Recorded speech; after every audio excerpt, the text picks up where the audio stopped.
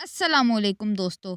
अगर आपके jazz cash account में पैसे हैं और आप सोच रहे हैं कि पैसे कैसे निकलवाएं, तो इस वीडियो में मैं आपको 3 या 4 मेथड बताऊंगी जिससे आप आसानी से पैसे निकलवा सकते हैं और साथ ये भी बताऊंगी कि कितने पैसे पे कितने चार्जेस लगेंगे। जैज़ कैश ऐप से पैसे निकलवाने के लिए आप सबसे पहले जैज़ कैश की ऐप ओपन करें। इसके बाद यहाँ पे लॉगिन वाले पे क्लिक करके अपनी पिन एंटर करके लॉगिन कर लें।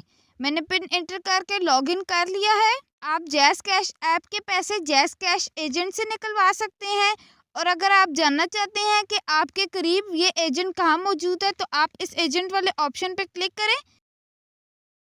यहाँ से आप जूम करके मैप को देख सकते हैं कि ये एजेंट कहाँ कहाँ मौजूद हैं।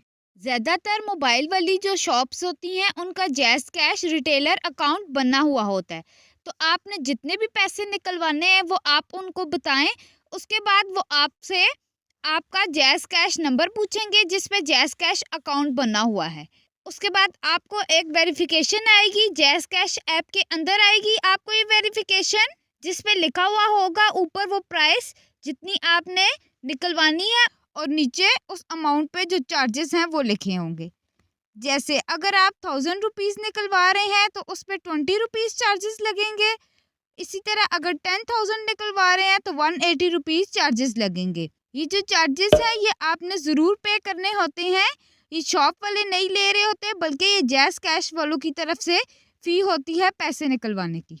लेकिन यहाँ पे मैं आपको एक टिप दूँ कि आपने अपना मोबाइल शॉप वाले को नहीं देना, खुद ही ऐप ओपन करनी है और खुद पिन एंटर करनी है। और ये बात भी याद रखें, अगर आप 1000 रुपीज़ निकलवा रहे हैं तो आपके पास 1000 से ज़्यादा पैसे होने चाहिए जैज़ कैश में, क्योंकि 1000 के साथ 20 रुपीज़ उसके चार्जेस भी कट होंगे।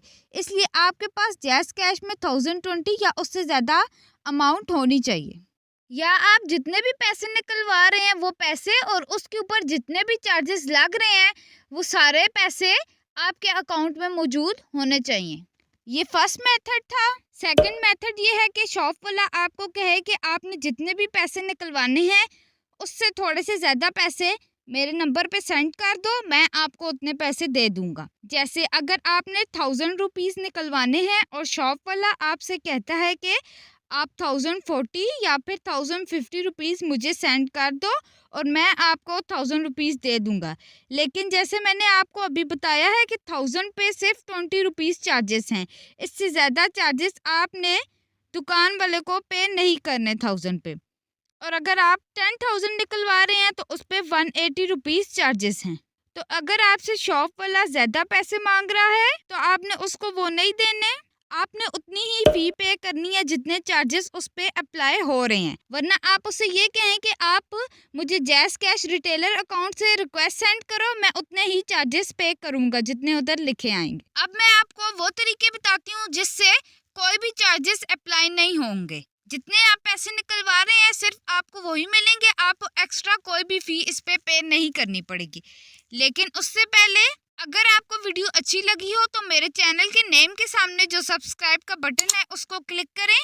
जो भी चैनल सब्सक्राइब करेगा वो कमेंट्स में नाम शो करे ताकि मैं नेक्स्ट वीडियो में उसका नाम लेके शुक्रिया अदा करूं। और अब मैं आपको वो तरीके बताती हूँ जिससे आपको कोई भी फ़ी या चार्जेस पे नहीं करने पड़ेंगे पैसे निकलवाने के लिए।